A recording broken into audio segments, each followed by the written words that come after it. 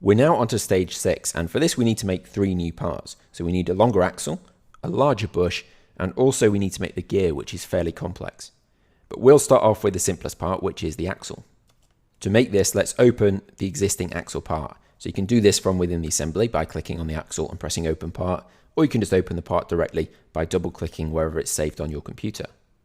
This will be a very quick part to make. All we need to do is add another configuration with a different length. So you might remember if we go to the configurations manager, we've got those 2 existing configurations. We've got the 3 long and we've got the 6 long. We now need to add a 9 long. I'm going to make the 3 axle active by double clicking on it, just because it's the same color as the 9 axle. When you add a new configuration, it's based on the one that you're currently in. So make sure you have the 3 active and then right click on the file name at the top here and then choose add configuration. And then let's call this one 9 long and press OK.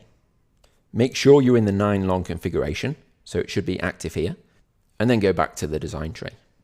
Now it's just a case of editing the length of that first feature. So let's click on that existing boss extrude feature and choose edit feature. Now we just need to change the length.